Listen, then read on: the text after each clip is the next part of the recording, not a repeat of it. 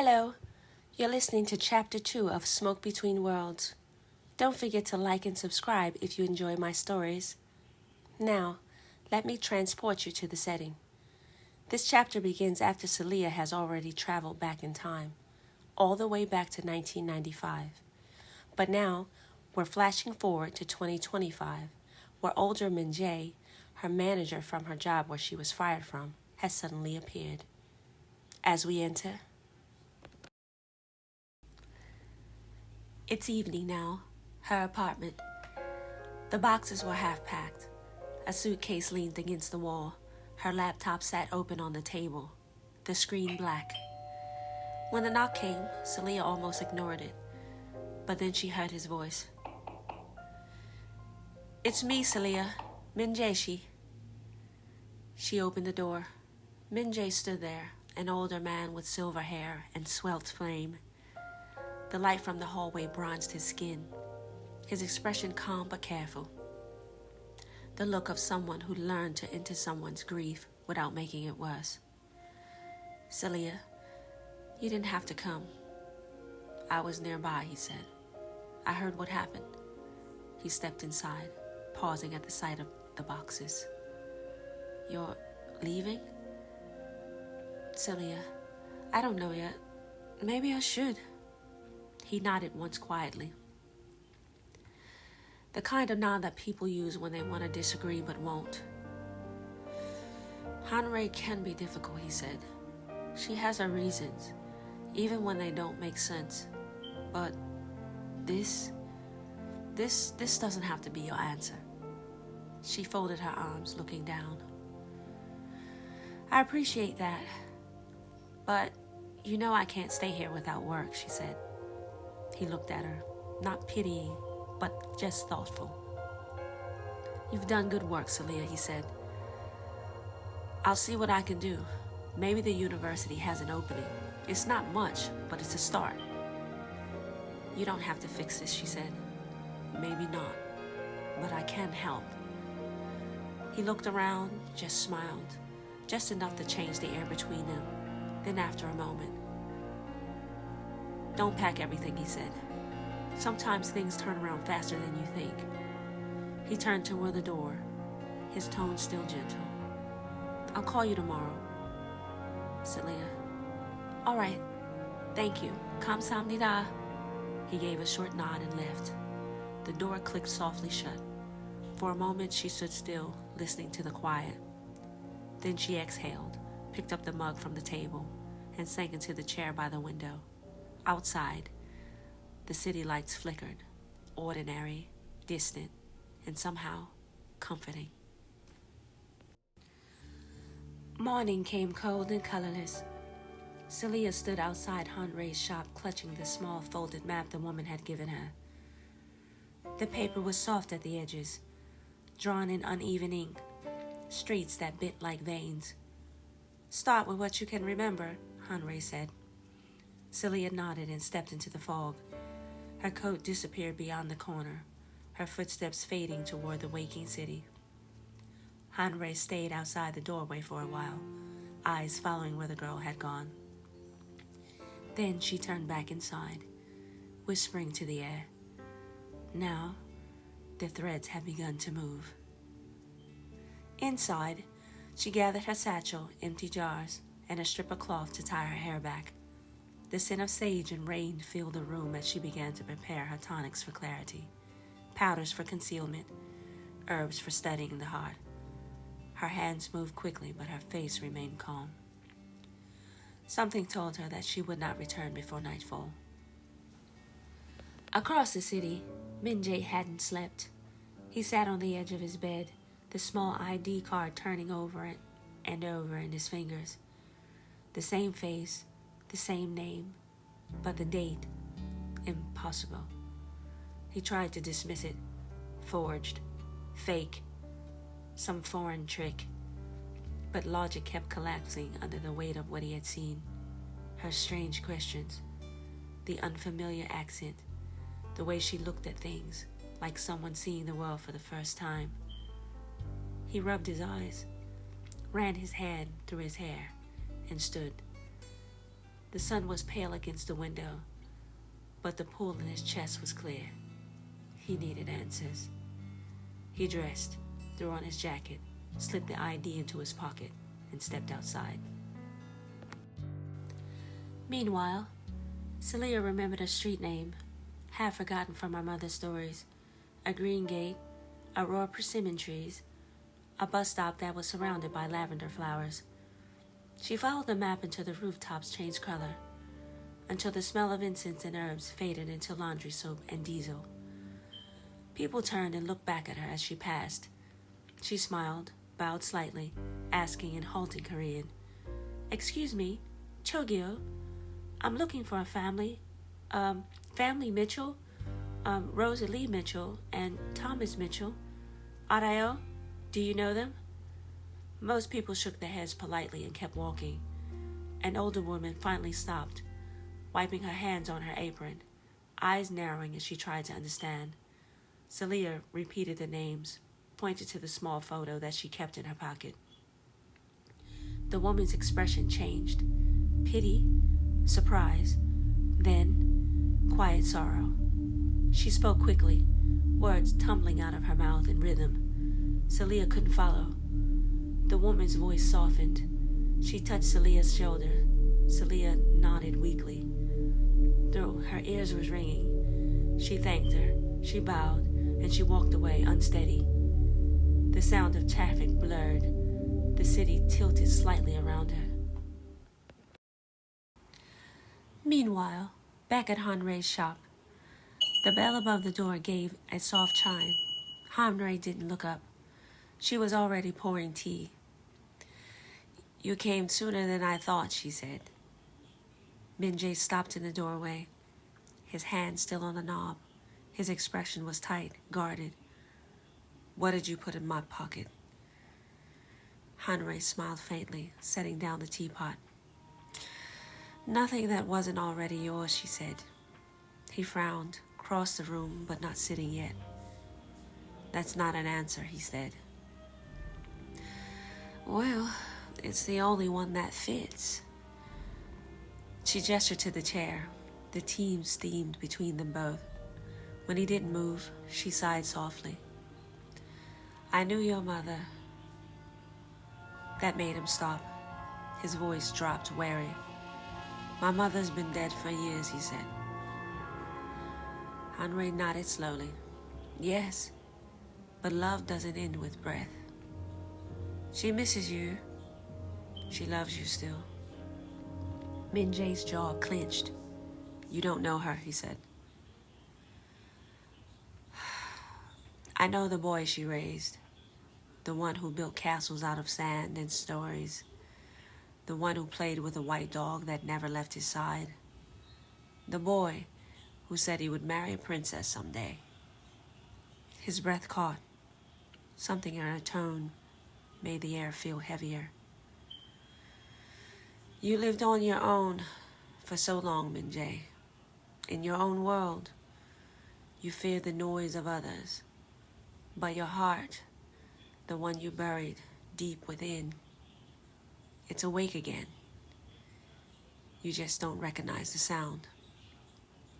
He finally sat down, his gaze fixed on the steam rising between them. "I don't believe in that kind of thing," he muttered. Hanrei poured the tea, her movements calm, knowing.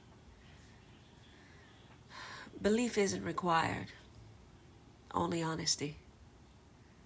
Her eyes lifted to his, deep, patient, unblinking. "Tell me, what do you feel when you think of her?" Minjae's mouth opened, but before he could answer, the door burst open. The bell trembled. Selah stood in the doorway, eyes red and tears streaming down her face, breath shaking. By the time she reached the shop again, she could barely breathe. She pushed the door open. She didn't even notice Minjae sitting at the table as she burst in clumsily. Hanrei looked up from the counter. Minjae stood as she entered. Selah's voice broke into pieces. They're gone. They're gone, she gasped. My parents, they're gone. Her knees buckled. Hanrei crossed the room in 2 steps, catching her before she hit the floor. Shh, she whispered, stroking Selia's hair. Lie down, my child. The truth is never what it seems at first. But Selah didn't hear. She was lost somewhere inside of her own sound of her crying. Hanrei covered her with the woven blanket and stood there for a long moment, her eyes distant, her lips moving in a language older than either of them. And Hanrei brushed the tears from Selia's cheeks with the gentleness of someone who had done it 100 times before. Calm yourself now, she whispered. Breathe, child. You will see the truth soon enough. Nothing stays hidden forever. Celia's body trembled, and beneath the blanket, her breath became short, sharp pulls, like she was drowning in the air instead of water. Hanrei glanced at Minjae. He stood near the table, motionless, his hands clenched at his sides, his face pale and tight, his eyes dark with something unspoken. Stay with her, Hanrei said softly, her voice carrying quietly. I'll make tea that will calm her. Minjae swallowed, nodding once. As Hanrei disappeared into the back room, the silence between them thickened. The sound of the kettle was faint in the distance. Selah turned slightly, her voice fragile. I thought they were still alive. I thought that if I found them... No, this is my fault. It's because I changed their fate. Me being here, I changed it. It's my fault. Now, I've lost everything. Her sentence dissolved into sobs. Minjae lowered himself slowly, kneeling beside her on the floor. For a long moment he didn't speak. He just watched her, his chest rising unevenly. When he finally did, his voice was quiet, uncertain. Selah, don't decide yet. We don't know for sure. She looked at him through blurred eyes. He hesitated. Then in Korean, his tone changed, lower, steadier, a tremor of emotion beneath it. 아직 확실하지 않아. 내일 다시 It's not 가보자. certain yet. Let's go back tomorrow. Yeah? Selah blinked, trying to process his words. He switched briefly from English to Korean, from Korean to English, his voice tight with reason, as though trying to explain it to himself, really. There could be a mistake. Yeah, this is a misunderstanding. Maybe the words didn't translate right. You don't know for sure what was said. So just, yeah, it could be a mistake. Then again in Korean, softer this time, almost to himself. 언어가 다르면 마음도 오해할 수 있어. When the language is different, even the heart can be misunderstood. Celia's lips trembled, her tears slowing. She didn't answer, but she didn't turn away either. Minjae exhaled, running his hand through his hair, the sound of the kettle whistling in the background. 괜찮아요. 제가 같이 갈게요. It's okay. I'll go with you, he said softly.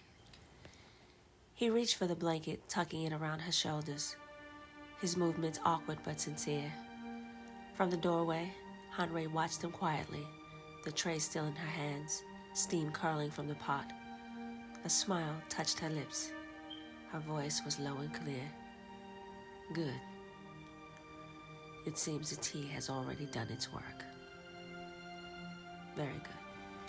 She stepped forward, setting the tray on the floor beside them. Minjae, she said, pouring the tea. Stay with her tonight if you can. She'll need a steady presence. He didn't look up. He only nodded once, eyes still fixed on Selah. Hanrei stood, her gaze moving between them, the first threads of her plan weaving into place. In the silence that followed, the world outside the shop seemed to hold its breath. The tea steamed softly in the stillness. Selah's breath had slowed. Minjae's voice had faded into a low murmur beside her. Hanrei watched them for the last moment. Then she turned toward the door. As she headed for the door, pulling the coat around her shoulders, the air had shifted, cooler, touched by the hour between light and dark. Her assistant appeared in the doorway, hesitant. Songsing Nim, Odi Kaseo. Teacher, where are you going? Hanrei fastened her last buttons of her coat. The herb I need to be harvested must be done so before the crescent moon, she said. I must pick it myself. It is rare and a particular herb. I must find it. The assistant tilted her head. Songsing Nim, which one? Hanrei smiled faintly. The kind that listens to the heart. The one that they used to call the herb of love. She opened the door to the shop. The bell gave its soft metallic chime. Outside, the evening light burned gold on the horizon. Softly to herself, she said, just in case destiny decides to cooperate this time. And then she disappeared into the evening breeze. The door closed behind her, but inside, Minjae sat beside Selah, silent and unmoving, as the last traces of sunlight curled through the steam of the untouched tea. The night stretched long. Selah drifted in and out of sleep, her breath finally steady beneath the blanket.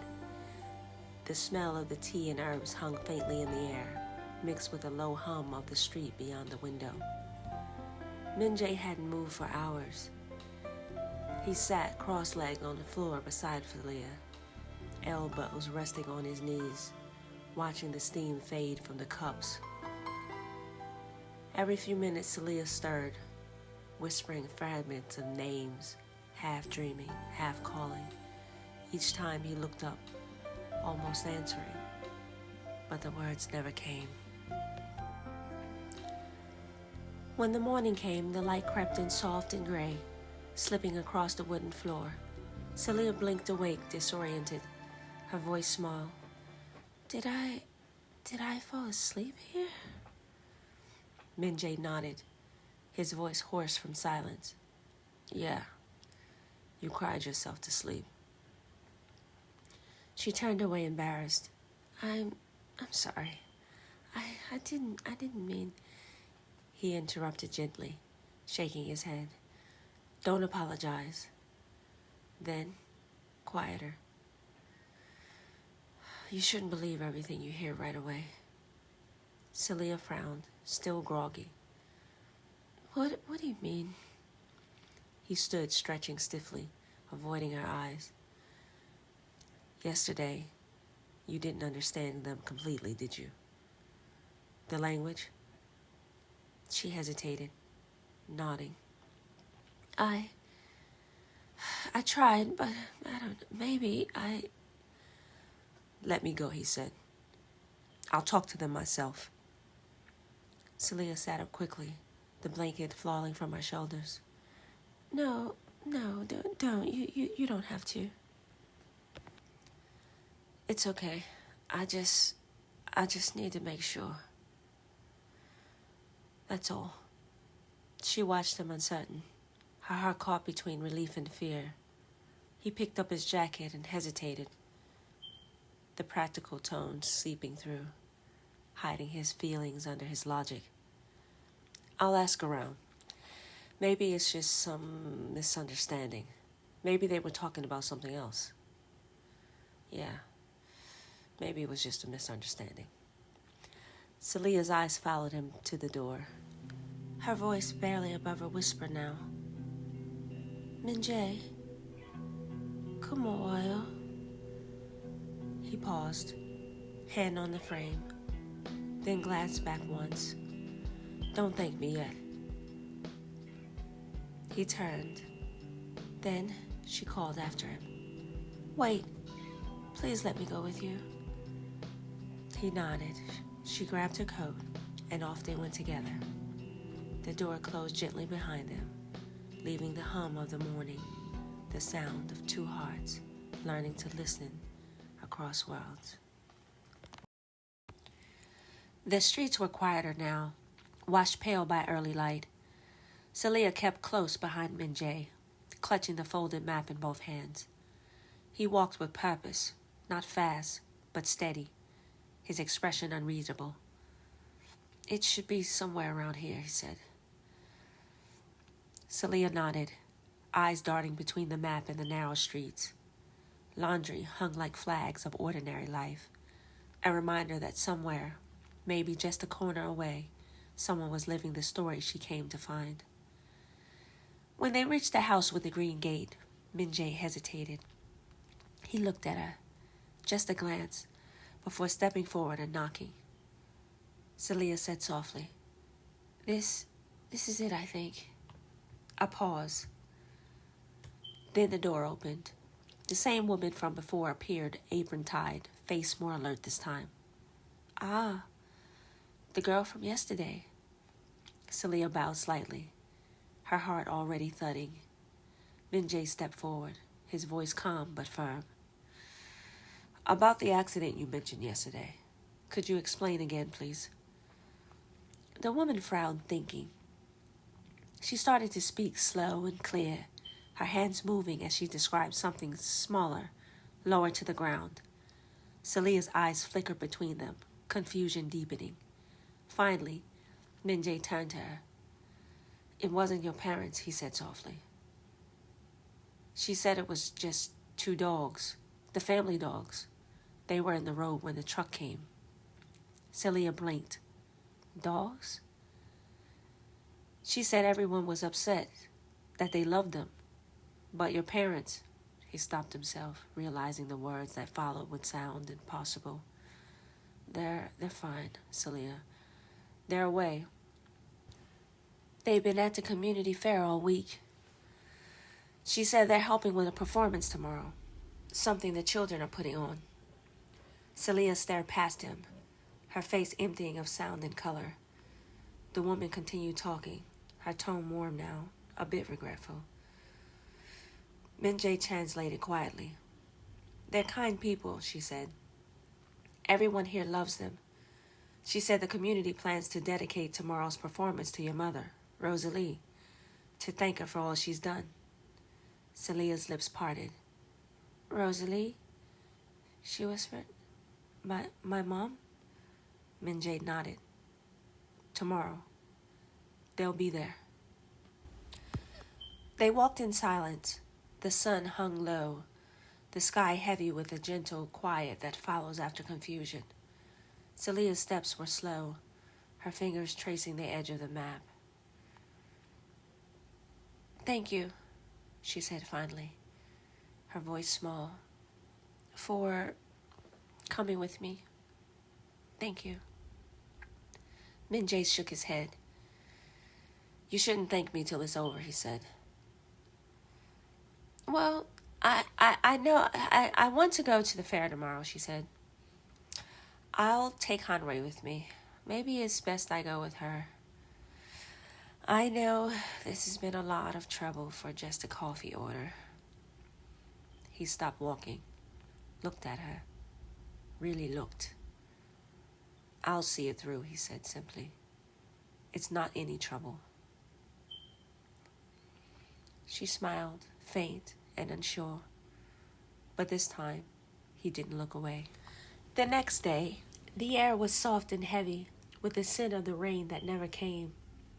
Minjae waited by the gate before he entered, adjusting the cuff of his sleeve, trying to ignore the tightness in his chest. He'd come here with a purpose, to help her find the truth, not to feel this. Then she stepped out. Selah's green dress caught the light of quiet waves, brushing against her knees as she walked. Her hair, loose but tamed, framed a face that looked both fragile and strong. Lighter now, but shadowed by the weight of what they learned. For a moment, he forgot the reason they were going. The anxious ache that he carried eased, replaced by something unspoken, a warmth that felt almost dangerous. Hanrei followed them to the door, smiling, locking the shop door as she peered through the glass. Her eyes lingered on the two of them with quiet satisfaction, as if watching a plan slide neatly into place. Minjae cleared his throat, forcing a smile. He said, glancing at her, you almost look like you belong here. Selah gave a soft laugh. Almost? Yeah, he said, teasing. You just need to learn to pretend like you're not nervous. Chega? Me? I'm not nervous, she said, but her voice betrayed her. He chuckled. Good. Then I guess I'm the only one then. That broke the tension just a little. They walked side by side, the silence between them comfortable now, but not heavy. As the road curved towards the lights in the distance, she spoke. Selah met Minjae's eyes. Okay, I lied. I am nervous. Is this too much? She asked, smoothing the fabric nervously. He shook his head. No, it suits you. A pause, then a half smile. You might even make the fair look dull, he said. That made her laugh, soft, real, easing the tension that had lingered since the morning. They started walking. The street was alive with the hum of the evening. Chatter, market bells, the faint scent of roasted chestnuts from somewhere ahead.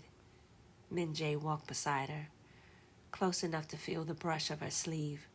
For once, he wasn't sure if he was leading her towards answers or away from everything he understood. The fairground shimmered with lantern light and music. Children darted between rows of stalls, clutching paper toys and sticky sweets. The air smelled of grilled chestnuts, sesame oil, and something sweet Selah couldn't name. She slowed as she entered the square, eyes wide, taking it all in. The laughter, the colors, the swirl of sound. It's beautiful, she said. Adam DeWoyle. Minjae glanced around. It's the same every year, he said. Then, softer, almost to himself. I just never noticed it like this before. They walked side by side through the crowd, weaving between food stalls and lanterns strung between bamboo poles. At one stand, a woman turned batter over a hot griddle, steam rising in ribbons. Minjae stepped forward and ordered something quickly in Korean. The woman smiled and handed him 2 small paper cups, each holding a golden pastry. He passed one to Selah. Try it, he said. She looked suspicious. What is it? Hotokieo. It's sweet and hot. She took a bite, then winced, waving at her mouth. Oh my God, it's like lava. He smiled quietly. A real laugh this time, short, unguarded. You were supposed to wait. Selah smiled through the heat. You could have warned me. When I was little, he said, still watching her. My mother used to buy me one every year at the fair. I'd eat it fast too then. She looked at him, eyes softening. Guess some things never change. Oh. Pretending not to smile. And then he moved on. The kind of easy silence that doesn't need to be filled. At another stall, an old man was carving small animals from wood. Rabbits, birds, tiny dogs. Selah stopped, watching his knife move.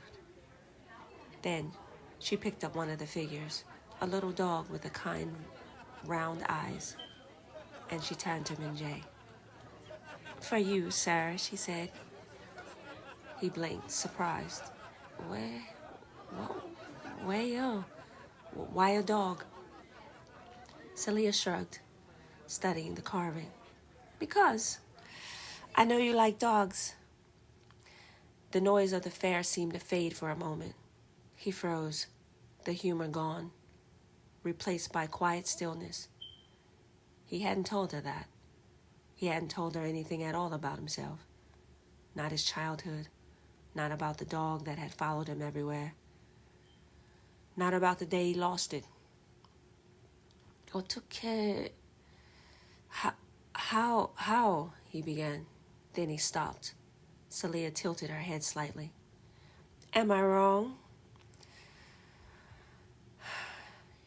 He shook his head, his voice lower.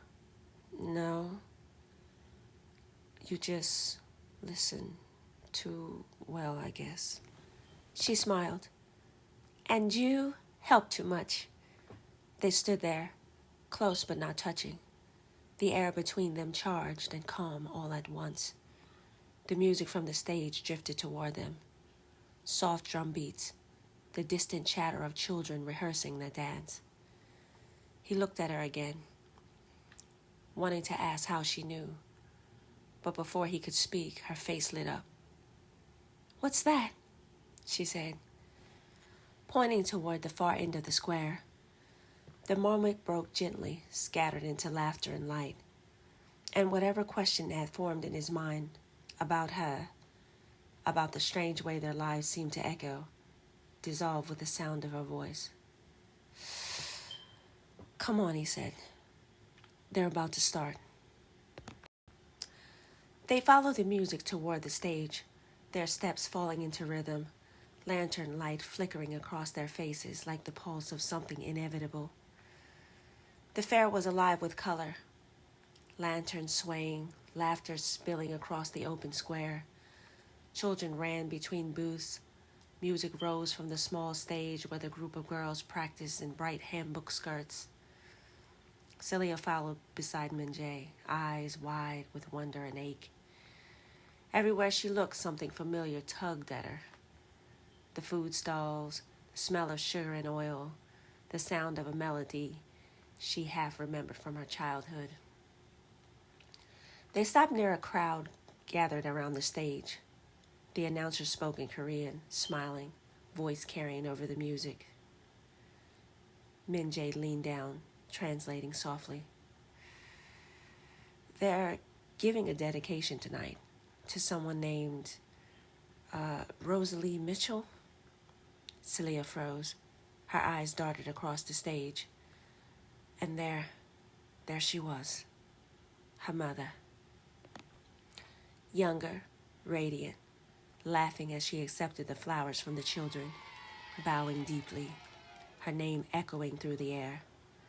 Beside her, a man, her father, Thomas, younger, taller than she remembered, his arm brushing Rosalie's as they raved. Selah's breath left her body. She didn't cry right away. The tears just slid down silently, one after another, as she stared, the sound fading, the lights blurring. Minjae said nothing. He just sat beside her, his own chest tight, watching her as she seen her past alive again. The crowd clapped, the music swelled, and the children's song of thanks and hope surrounded them. When the performance ended, people began to drift away. Selah and Minjae followed slowly, lost in the crowd. The lantern light caught her face, wet, trembling. The fair had thinned into a soft murmur. Lanterns flickered low, the air warm with the scent of oil and smoke. Rosalie and Thomas stood at the far end of the street, talking with neighbors, laughter rising gently. Then Selah's voice cut through the air. "Ma?" Heads turned. Rosalie?" Rosalie froze mid-laugh. Her name hung in the air, sharp and foreign in the night. Thomas's brow furrowed. They both turned.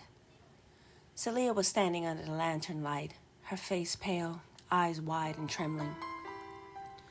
Thomas stepped slightly forward, confusion in his voice. "I'm sorry, do we know you?" Celia's throat closed. "Dad, it's me." He shook his head. No, we don't have a daughter yet." Minjae froze behind her. His mind flickered, not at the words, but at the way Rosalie's face changed the moment she saw Selah. Rosalie lifted her hand, gently touching her husband's arm, stopping him from saying more. Her eyes, soft and searching, never left Selah's face. Then, Selah reached into her pocket, fingers trembling. She pulled out the small gold ring, aged, but polished from the years of touch. Her voice barely a whisper. "Ma, do you recognize this?" Rosalie's eyes widened. Thomas took a step closer. Selah held out the ring in her palm, the same ring Thomas wore on his hand, the one catching the light now as he looked down at it. On the inside, the faint engraving glimmered under the lantern glow. The letters OLW, CW, PAL. Rosalie's lips parted. She read it aloud, trembling. "Our line will continue with passion and love." Her voice broke on the last word. Thomas looked between them, the ring in Selah's hand, the same ring on his finger. Minjae didn't move. He couldn't. For a heartbeat, time seemed to fold on itself. Mother and daughter, past and future, standing in the same breath of night. If you're interested in seeing what happens to Selah and her parents, check out Chapter 3, The Weight of Truth. See you there.